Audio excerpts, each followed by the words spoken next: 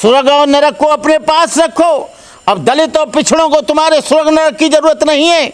भगवान बुद्ध कहते हैं जो जैसा करेगा वैसा भरेगा, जैसा जिसका कर्म होगा वैसा वो बनेगा, जैसे उसके विचार होंगे वैसा उसका मन होगा, और जैसा मन होगा वैसे उसके संस्कार होंगे। ये हजारों साल से जितनी पवित्रता का संदेश, जितनी मानवता का संदेश, जितना इंसानियत का संदेश, जितना भाईचारे का संदेश, जितना करुणा और मैत्री का संदेश बुद्ध ने दिया, उतना और कोई नहीं दे सकता है। आप राजेंद्र पाल के बारे में बोल रहे हैं कि नरक में ये सारे 22 प्रतिज्ञाएं लेने वाले नरक में जाएंगे। अरे ढेर सारे लोग, शेड्यूल कास्ट के लोग ईसाई धर्म स्वीकार कर गए, मुस्लिम धर्म स्वीकार कर गए, वो नरक में नहीं गए, बल्कि उनके बच्चों को जो ईसाई बने उनको अच्छा एजुकेशन मिला, वो ईसाई बने तो उनका रहन सहन में परिवर्तन आया। जो लोग बौद्ध बने, आपको मालूम होना चाहिए शेड्यूल कास्ट में सबसे ज़्यादा करोड़पति हैं तो महाराष्ट्र में हैं, और वो बदलाव आया तो वो एजुकेशन की वजह से आया। तुमने एजुकेशन से दूर रखा, तुमने धन से दूर रखा, तुमने बाहुबल से दूर रखा, तुमने हथियारों से दूर रखा, और तुम कह रहे हो कि नरक में जाएंगे।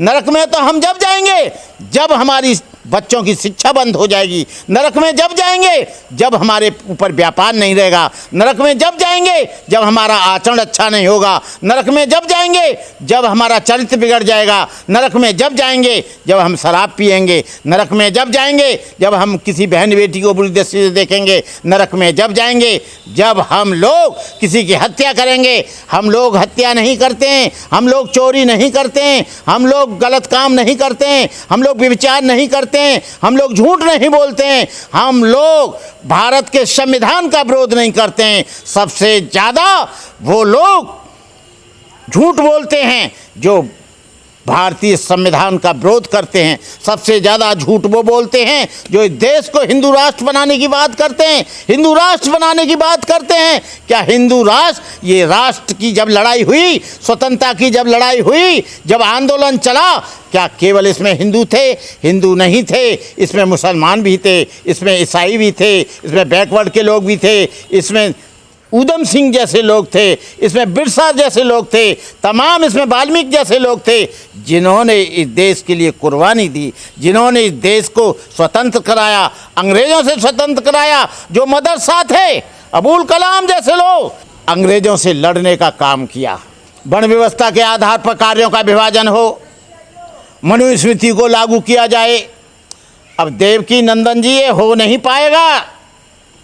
हजारों लोग सड़क पर आ जाएंगे और हजारों लोग तुम्हारी इस वाणी का विरोध करेंगे।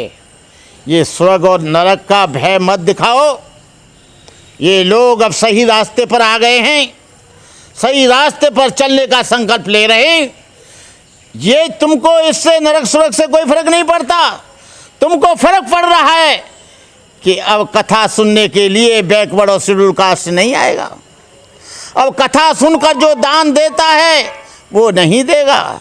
अब जो भीड़ लगी रहती है शनिदेव के नाम पर, अंधविश्वास के नाम पर, वो अब नहीं करेगा।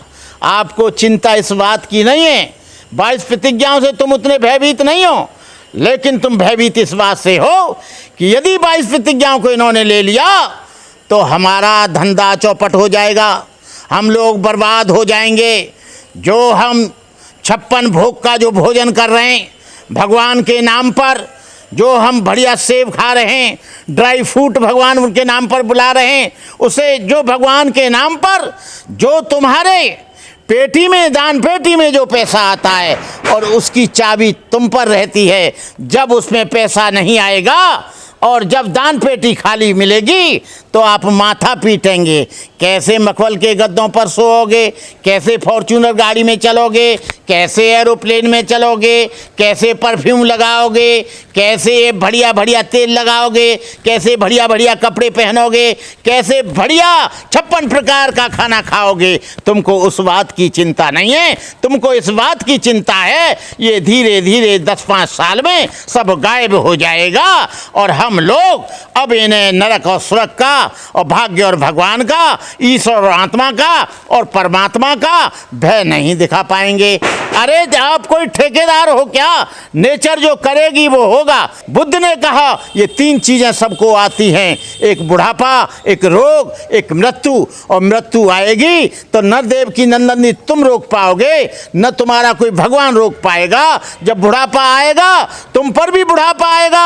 अभी जो गाल चमक रहे हैं और जो तेल फुले लगा रहे हो और जो पाउडर पोत के और महीन महीन जो काजल लगा के बैठ जाते हो और मटक मटक के आप लोग काम जो करते हो और शेड्यूल कास्ट और बैकवर्ड के लोगों को बेवकूफ़ बनाते हो, अब तुम बेवकूफ़ नहीं बनाओगे।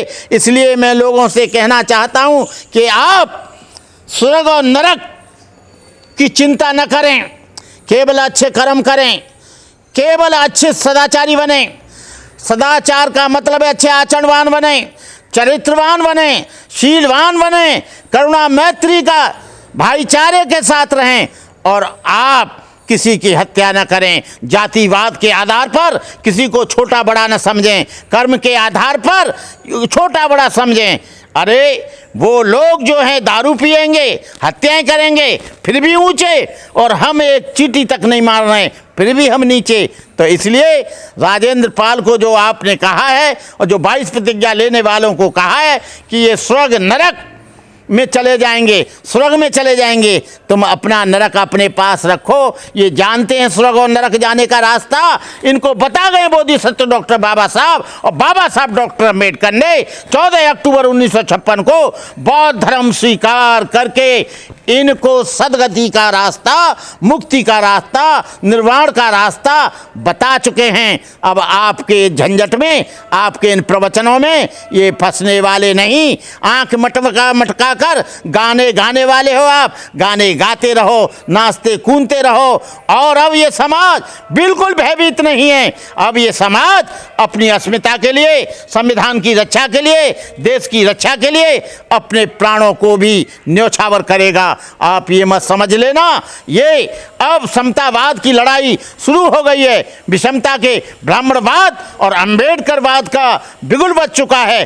अब आप कुछ भी नहीं कर सकेंगे। प्रवचन करते रहो, हम लोग भी आपके पीछे पीछे हैं। आप आगे आगे चलो, हम पीछा नहीं छोड़ेंगे। और तुम जो स्वर्ग और नरक का जो भय दिखा रहे हो, अब इससे कोई भी समाज भयभीत होने वाला नहीं। बहनों और भाइयों, आप समझ जाओ, अब इनके चक्कर में आने की जरूरत नहीं है। जय भीम, नमो बुद्धाय, जय भारत। देवकीनंदन पांडे जी कथावाचक ही इस बात को नहीं कह रहे हैं। ढेर सारे जो कथावाचक हैं, जो ब्राह्मणवाद का समर्थन करते हैं, ऊंच नीच को रखना चाहते हैं, भेदभाव को जिंदा रखना चाहते हैं, भारतीय संविधान का विरोध करते हैं, वो सब लोग इस नरक स्वर्ग की चर्चा करेंगे। क्योंकि नरक ये हजारों सालों से इन्होंने बना रखा है